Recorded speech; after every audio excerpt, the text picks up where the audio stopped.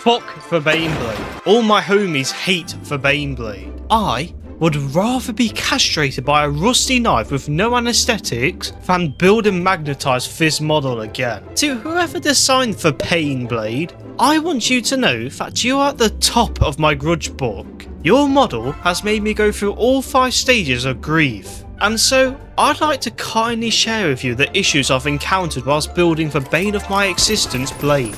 Stage 1. Denial. So first, there is this common mishap that happens where the tracks end up a bit wonky for some fuck-ass reason.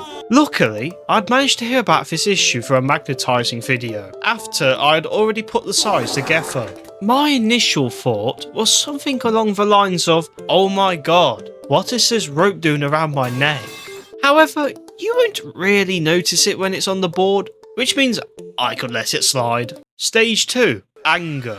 Now I have my tracks built, I just needed to connect them together using the basic fit joints that simply did not fit. No matter what angle I tried, no matter how much force I exerted, no matter what minor tweaks I did to the pegs, the stubborn thing wouldn't fit. The thing that pisses me off the most though, is that it worked fine when dry fitting. But as soon as the glue made contact, the joints must have undergone some sort of allergic reaction and puffed up like a balloon.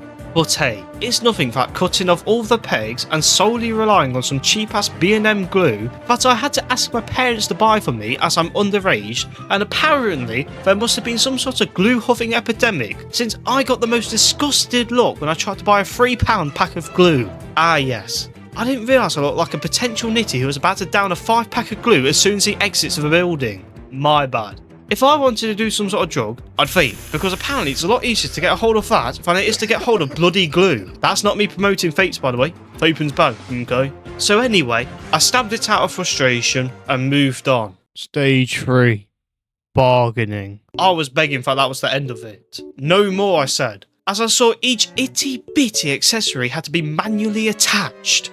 A white tear ran down my leg as I saw that I had to attach a microscopic handle to the hatch. Using surgical precision, I fortunately managed to stick both it and my fingers to the hatch. What happened next was the literal flaying of my outermost layer of skin. At least the Emperor was nice enough to bless my handle so it remained intact. Same case, different story with a few other parts. Now the majority is put together, all that was left to do was magnetise for different options. Stage 4.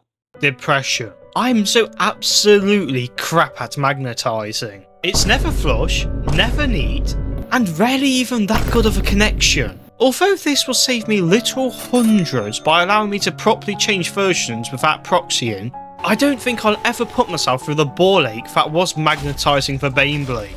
I'd much rather send it to a Chinese sweatshop and make one of the Potheridge kids' life there even worse. I don't know if that's a real thing, but it's low-key a good idea. Anywho, after doing all the magnets, I put the Bane-Blade aside and genuinely questioned the hobby. 1 week later, I stopped being a little bitch and finished the rest of the model, or at least what is needed to play the game. Stage 5. Acceptance. I didn't mention this, but my side suspension things didn't align properly either, for God knows what reason. However, none of that mattered after I played my first game with a Bane-Blade and took out a soul grinder and flamers in a single shooting phase. All the torture I went through to get here was worth it. Despite its subtle flaws and painful assembly, it is what makes it my Bane-Blade at the end of the day. And so, I can now slowly chip away at painting this monstrously sized beast of a tank. Yay! That is all, so thanks for watching, like and subscribe, see you later, alligator.